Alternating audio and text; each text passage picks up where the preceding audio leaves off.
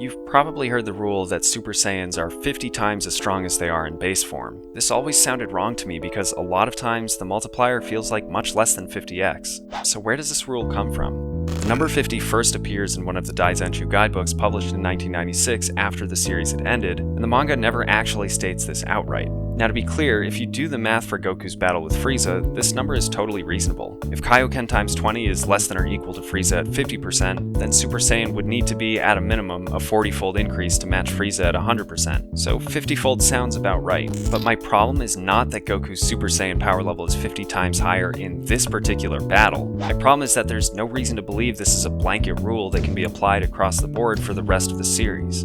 It's basically impossible to derive a pattern from a single data point. Many different formulas can lead to the same result with one input, but vary enormously with another. And yet, this is exactly how the Super Saiyan rule was derived.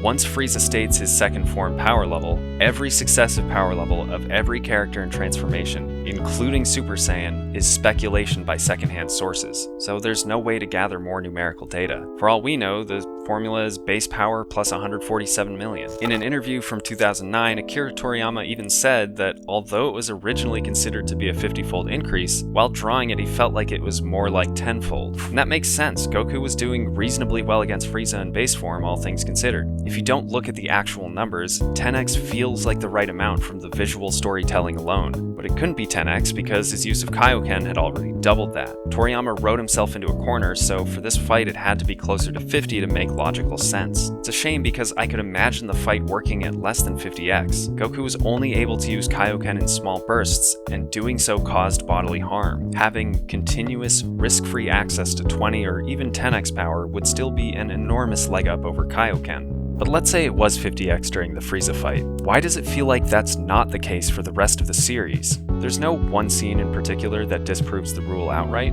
but taken together, a pattern starts to form. Let's look at a few examples.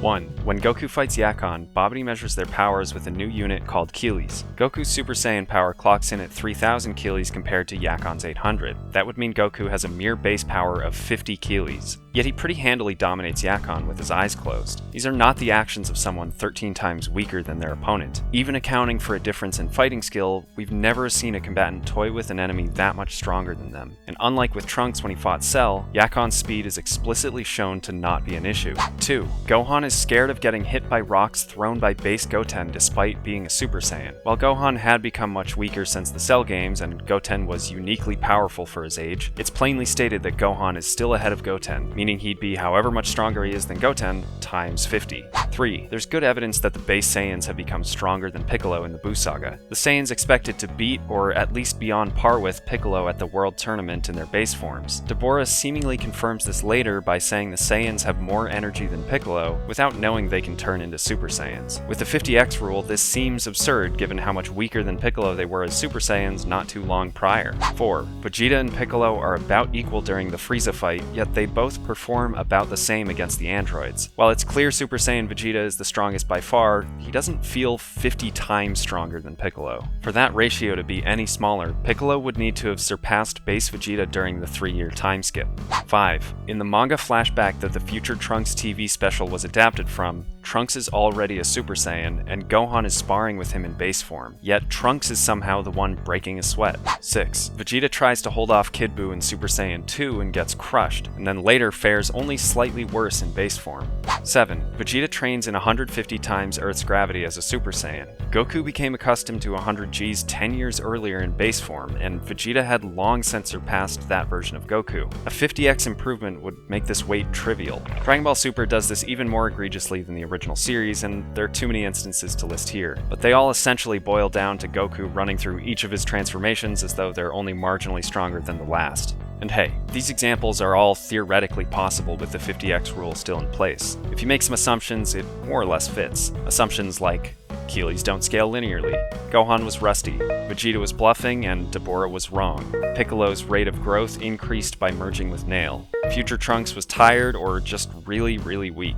Kid Buu was holding back by a factor of 100. Vegeta was training for hypertrophy instead of strength, and Dragon Ball Super is glorified fanfiction. But even disregarding every example, the formula is just inherently ridiculous. I mean, just look at this graph. The user barely gets any stronger compared to their Super Saiyan counterpart. It's hard to overstate how much faster power scales in Super Saiyan, since characters in the Namek arc make jumps of 1,000,000 power level units no problem. And while Dragon Ball definitely has power scaling issues in general, this takes it to another level. Complicating matters is the fact that you can change how effective a particular transformation is with training, so trying to apply a static multiplier to all characters and scenarios doesn't make sense to begin with. Goku and Gohan specifically learned to expand the range of their power while transformed. While this is often referred to as a full power Super Saiyan, this isn't some wholly separate transformation the way Super Saiyan 2 and 3 are, or even pseudo transformations like Grade 2 and Grade 3. This is just using Super Saiyan more effectively and conditioning your body to handle it. This would imply there are intermediate stages along the way to mastering the form, yielding a gradient of multipliers along the way. A similar thing happens in the Super manga where Future Trunks just kind of decides Super Saiyan 2 isn't strong enough, so he trains to make the form itself stronger without a commensurate base improvement.